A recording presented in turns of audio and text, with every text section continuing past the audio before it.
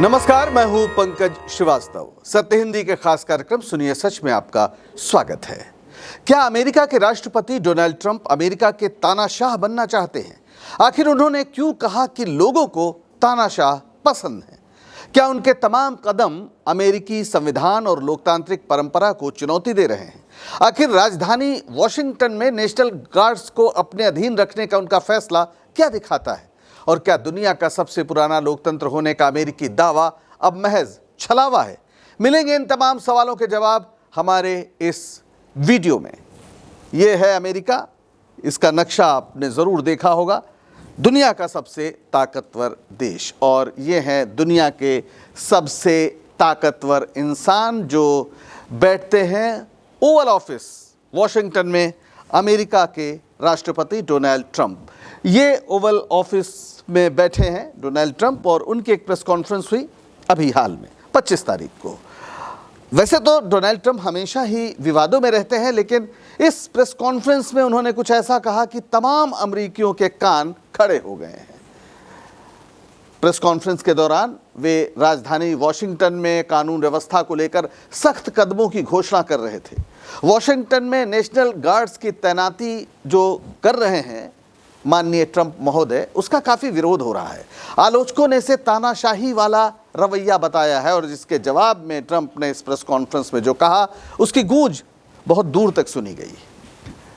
Trump ने कहा, लोग कहते हैं हमें इसकी ज़रूरत नहीं है, हमें आज़ादी चाहिए, ये तानाशाह है। लेकिन बहुत से लोग कह रहे हैं कि शायद हमें एक तानाशाह पसंद है। यानी ट्रंप का मानना है कि अमेरिकी जनता में तानाशाही को लेकर आकर्षण है और अगर वो तानाशाह हैं तो लोग ऐसा चाहते हैं। हालांकि बाद में उन्होंने सफाई देते हुए कहा कि मैं तानाशाह नहीं हूं, मैं एक समझदार और स्मार्ट इंसान हूं। दरअसल ट्रंप का कई मामलों में कट्टर रवैया अमेरिका जैसे अपेक्षाकृत उदार समाज में काफ़ी बेचैनी पैदा कर रहा है। लेकिन ऐसी स्थिति के बावजूद ट्रंप ने अपनी नीतियों को बदला नहीं बल्कि और उग्र कर दिया है। चलिए अब उन कारनामों पर नजर डालते हैं जिनकी वजह से ट्रंप पर तानाशाही प्रवृत्ति का आरोप लग रहा है। उनके कौन से ऐसे फैसले हैं? पहला फैसला तो यही है, नेशनल गार्ड्स की तैनाती। आप कहेंगे नेशनल गार्ड्स क्या है? तो दरअसल नेशनल गार्ड्स एक तरह से एक अर्धसैनिक बल है। हाल ही में ट्रंप ने वॉशिंगटन डीसी यानी जो राजधानी है अमेरिका की, और ये कोई राज्य नहीं है बल्कि एक डिस्ट्रिक्ट है, district of California, Washington DC, D for district and C for California. तो यहाँ पर इन्होंने नेशनल गार्ड तैनात करने का आदेश दिया है, जो एक रिजर्व अर्धसैनिक बल है जो किसी आपदा में, किसी आपातकालीन स्थिति में ही काम करता है। ट्रंप का कहना है कि ये अपराध को नियंत्रित करने का एक उनका तरीका है। वॉशिंगटन में अपराध बढ़ गए हैं। नेशनल गार्ड संयुक्त राज्य अमेरिका का, जैसा मैंने बताया, एक अर्धसैन्य संगठन है, रिजर्व फोर्स के रूप में काम करता है। खासियत यह है कि अगर वॉशिंगटन डीसी में वो होगा, चूंकि वो राज्य नहीं है, तो सीधे राष्ट्रपति के नियंत्रण में होगा, न कि किसी गवर्नर के। क्योंकि जैसा मैंने बताया कि डीसी कोई राज्य नहीं बल्कि एक संघीय यानी एक फेडरल जिला है। 11 अगस्त 2025 को ट्रंप ने District of Columbia Home Rule Act 1973 की धारा 740 का उपयोग करके डीसी मेट्रोपॉलिटन पुलिस को भी संघीय नियंत्रण में ले लिया और 800 नेशनल गार्ड सैनिकों की तैनाती कर दी। बाद में यह संख्या बढ़कर 2000 तक पहुंच गई। उन्होंने इस दौरान वॉशिंगटन डीसी को नरक जैसा बताया और अपनी नीतियों को उचित ठहराया ताकि उसका हाल बेहतर कर सके। इसकी तीखी प्रतिक्रिया हुई है। डेमोक्रेट्स ने यानी डेमोक्रेटिक पार्टी के नेताओं ने इसे तानाशाही वाला कदम करार दिया है। ट्रंप ने संकेत दिया है कि वे शिकागो जैसे डेमोक्रेटिक राज्यों में भी नेशनल गार्ड भेज सकते हैं। ये कदम कई लोगों को डराने वाला लगा है क्योंकि ये संघीय शक्ति का स्थानीय प्रशासन पर दबाव बनाने का तरीका माना जा रहा है। यानी सेंटर जो स्टेट्स हैं उन पर एक गैर ज़रूरी दबाव बना रहा है। और अमेरिका में आप जानते हैं कि वहाँ पर जो स्टेट्स हैं उनको काफ़ी पावर है। यहाँ तक कि कई कानून ऐसे होते हैं जो एक स्टेट में हैं तो दूसरे स्टेट में नहीं हैं, यानी पूरे देश में प्रभावी हो ये ज़रूरी नहीं है। डेमोक्रेटिक सीनेटर एड मार्के ने कहा है कि ट्रंप हमारे शहरों को मिलिटराइज कर रहे हैं ताकि अपनी गिरती लोकप्रियता से ध्यान हटाएं। अब उनकी लोकप्रियता कितनी गिरी है, नहीं गिरी है, उस पर भी अभी हम चर्चा करेंगे। एग्जीक्यूटिव ऑर्डर्स की बाढ़, इधर लगातार एक के बाद 100 से ज्यादा एग्जीक्यूटिव ऑर्डर्स पर हस्ताक्षर किए हैं प्रेसिडेंट ट्रंप ने पिछले कुछ हफ्तों में, जिनमें से कई आदेश बड़े चौंकाने वाले हैं, जैसे डाइवर्सिटी और इंक्लूजन नीतियों को खत्म करना, पर्यावरण नियमों को रद्द करना और जो इमिग्रेशन पॉलिसीज हैं उनको सख्त करना। ये सब काफ़ी विवादास्पद हैं। डेमोक्रेटिक पार्टी का कहना है कि ट्रंप इन आदेशों के जरिए कांग्रेस को दरकिनार कर रहे हैं। कांग्रेस वहाँ पार्टी नहीं, वहाँ की संसद को कहते हैं, यानी कांग्रेस को दरकिनार कर रहे हैं, संसद को दरकिनार कर रहे हैं, जो एक तानाशाह की तरह व्यवहार करने का संकेत है। यही नहीं, ट्रंप ने एक और गंभीर बात कही है। तीसरे कार्यकाल की संभावना से उन्होंने इनकार नहीं किया है एनबीसी न्यूज़ को एक इंटरव्यू के दौरान, जबकि अमेरिका का जो संविधान है उसका जो 22वां संशोधन है वो स्पष्ट रूप से 2 कार्यकाल की सीमा को तय करता है। लेकिन ट्रंप ने कहा कि ऐसा करने के कई रास्ते हैं, यानी तीसरे कार्यकाल के लिए उनके पास कई रास्ते हैं, जिससे सवाल उठ रहा है कि क्या ट्रंप संविधान को बदलने की कोशिश कर रहे हैं, जैसा कि रूस में पुतिन या चीन में शी जिनपिंग ने किया है, ताकि वो जब तक रहें सत्ता में बने रहें। लोगों को याद आ रहा है कि कैसे पहले कार्यकाल के बाद जब चुनाव हुआ और ट्रंप हार गए तो उनके समर्थकों ने कैपिटल हिल पर जैसे कब्जा ही कर लिया था, एक हमला किया गया था। उसकी तस्वीरें बहुत दिनों तक अमेरिकी लोगों को, जो लोकतंत्र पर विश्वास रखते हैं, उनको डरा रही थी। अब एक और कानून आया, झंडा जलाने का कानून। ट्रंप ने ये आदेश दिया है कि अब जो झंडे से जुड़ा कानून है उसमें अगर किसी ने झंडा जलाया तो उसको सज़ा मिलेगी। लेकिन जो फर्स्ट अमेंडमेंट है, प्रथम संशोधन अमेरिका के संविधान का, बेहद महत्वपूर्ण है। उसमें अभिव्यक्ति की स्वतंत्रता का इसे हिस्सा माना जाता रहा है। हम भारत के लोगों के लिए ये थोड़ा चौंकाने वाली बात हो सकती है, लेकिन अमेरिका के लोग अपने गुस्से का इजहार अमेरिकी झंडे को जलाकर भी कर सकते हैं। 1989 में वहाँ के सुप्रीम कोर्ट ने टेक्सास बनाम जॉनसन मामले में, टेक्सास जो राज्य है बनाम जॉनसन मामले में एक फैसला दिया था कि झंडा जलाना संवैधानिक अधिकार है।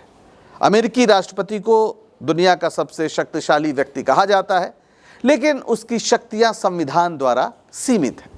ट्रंप को लगता है कि ये शक्तियां पर्याप्त नहीं हैं। वे अक्सर कहते हैं कि कांग्रेस और अदालतें उनकी राह में रोड़ा है। उदाहरण के लिए ईरान पर हमले का उनका फैसला बिना कांग्रेस की मंजूरी के था, जिसे असंवैधानिक बताया गया। ट्रंप का मानना है कि उनकी नीतियां देश के हित में हैं और कानूनी बाधाएं उन्हें ग्रेटनेस, महानता हासिल करने से रोकती हैं। और उनका तो नारा ही है, मेक अमेरिका ग्रेट अगेन, यानी मागा।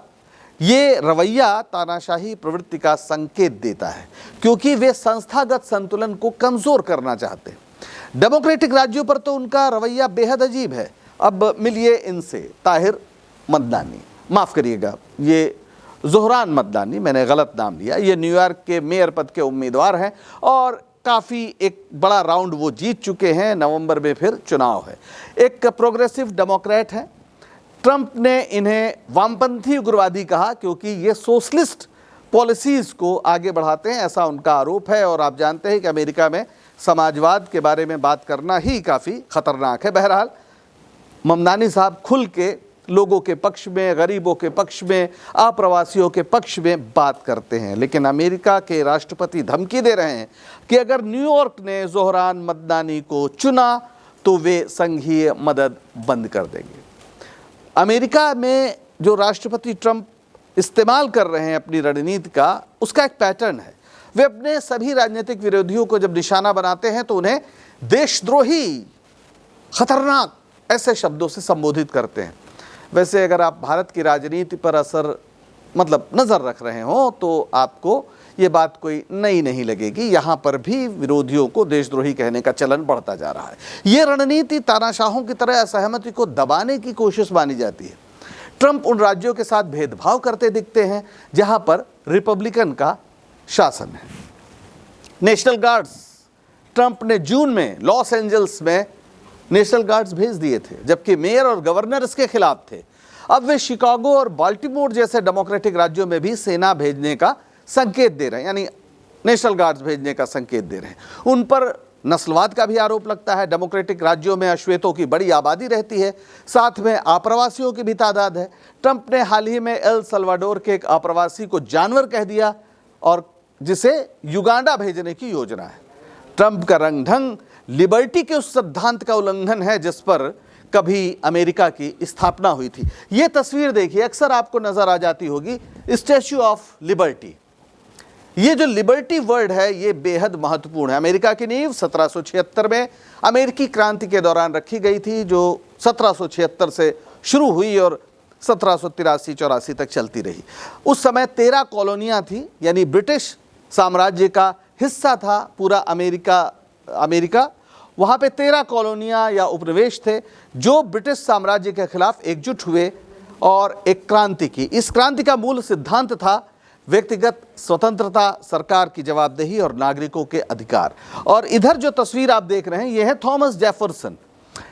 ये अमेरिका के तीसरे राष्ट्रपति थे 1801 से लेकर 1809 तक। इन्होंने डिक्लेरेशन ऑफ इंडिपेंडेंस को मूल रूप से लिखा था। ये उसके मुख्य लेखक थे जिसके आधार पर अमेरिका की स्वतंत्रता की घोषणा हुई। ये एक पॉलिटिकल फिलोसोफर थे, राजनीतिक दार्शनिक और डेमोक्रेटिक रिपब्लिकन पार्टी के संस्थापक थे। जी हाँ, आज आपको सुनकर अजीब लगेगा, आज डेमोक्रेटिक पार्टी, रिपब्लिकन पार्टी अलग अलग दो नाम हैं, पर एक ज़माने में डेमोक्रेटिक रिपब्लिकन एक पार्टी हुआ करती थी। जेफरसन ने व्यक्तिगत स्वतंत्रता, लोकतंत्र और मानवाधिकारों की वकालत की। जेफरसन ने स्वतंत्रता की घोषणा में लिखा, हम उन सिद्धांतों को स्वयं सिद्ध मानते हैं कि सभी मनुष्य समान पैदा हुए हैं और उन्हें अपने सृष्टा द्वारा जीवन, स्वतंत्रता और सुख की खोज जैसे अविच्छेद अधिकार मिले हैं। ये विचार वैसे फ्रेंच फिलोसोफर जॉन लॉक से प्रेरित है, जिन्होंने कहा था कि सरकार का अस्तित्व लोगों की सहमति से है और अगर वो तानाशाही की ओर बढ़े तो लोग उसे उखाड़ फेंक सकते हैं। अमेरिका के संविधान में फर्स्ट अमेंडमेंट की बहुत बात होती है। इसने क्या तय किया था? ये 1791 में अभिव्यक्ति की स्वतंत्रता एक बेसिक बात है। आप वहां पर कुछ भी कह सकते हैं, कोई भी राय जाहिर कर सकते हैं, चाहे सरकार के खिलाफ हो और चाहे ईश्वर के खिलाफ। प्रेस की स्वतंत्रता, प्रेस को पूरी आज़ादी, वो कुछ भी छाप सकते हैं, कुछ भी लिख सकते हैं। आज भी आप देखते होंगे कि किस तरह डोनाल्ड ट्रंप यानी राष्ट्रपति की आंख में आंख डालकर, कई बार उंगली उठाकर भी वहाँ के पत्रकार सवाल पूछते हैं, तो उसके पीछे यही फर्स्ट अमेंडमेंट से मिली सुरक्षा है। और फिर धर्म की स्वतंत्रता तो है ही, कोई भी धर्म मानिए, किसी भी धर्म का आप प्रसार प्रचार कर सकते हैं। ये पूरी आज़ादी अमेरिका के उस फर्स्ट अमेंडमेंट के तहत दी गई। इसके अलावा शांतिपूर्ण सभा का अधिकार, अमेरिका में जो वॉशिंगटन डीसी में राष्ट्रपति भवन है, कैपिटल हिल है, उसके बाहर भी जो मैदान है, जो पार्क है, वहाँ पर भी लोग राष्ट्रपति के खिलाफ भाषण दिया करते हैं और सरकार से याचिका दायर करने का अधिकार, किसी भी मुद्दे पर सरकार से अपनी अपील करना, जवाब मांगना, ये सब अधिकार वहाँ पर है। अमेरिकी संविधान और बिल ऑफ राइट्स में ये सिद्धांत गहराई से समाये हैं। 1791 में ही जो ये पूरा हुआ, इसमें 5 जो अधिकार हैं उसके बारे में हमने आपको बताया। और एक और हुआ सेकेंड अमेंडमेंट 1791 में। इसमें एक सुव्यवस्थित मिलिशिया जो स्वतंत्र राज्य की सुरक्षा के लिए आवश्यक है, लोगों के हथियार रखने और धारण करने के अधिकार का उल्लंघन नहीं किया जाएगा, ये कहा गया। इससे काफ़ी परेशानी भी है क्योंकि अमेरिका में कोई भी व्यक्ति हथियार खरीद सकता है, उसको लाइसेंस की ज़रूरत नहीं है। लेकिन जब तक ये सेकेंड अमेंडमेंट है तब तक ये अधिकार ख़त्म नहीं हो सकता। अमेरिका में संविधान में शक्तियों में बंटवारा, जैसे भारत में भी है, कार्यपालिका, विधायिका और न्यायपालिका। ये बंटवारा है ताकि एक व्यक्ति तानाशाह या कोई संस्था ही तानाशाह ना बन सके।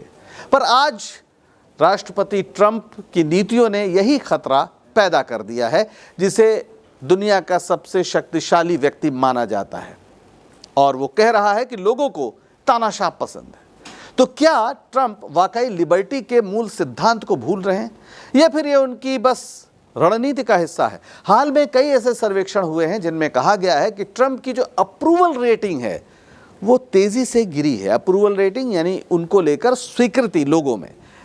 इसके 2 हम आपको सर्वे के बारे में बताते हैं। द इकोनॉमिस्ट YouGov सर्वे 15 से 18 अगस्त के बीच हुआ। इसमें स्वीकृत रेटिंग आई 40%। अमेरिका के जो वयस्क हैं उन्होंने ट्रंप के राष्ट्रपति के रूप में काम को मजबूत या कुछ हद तक मजबूत स्वीकार किया 40% लोगों ने, लेकिन 56% लोगों ने अस्वीकार कर दिया। उन्होंने कहा कि नहीं, ये न मजबूत है और न कुछ हद तक ऐसे हैं जिन्हें मजबूत माना जाए, और 4% लोग अनिश्चित थे, उनका मत नहीं बना था।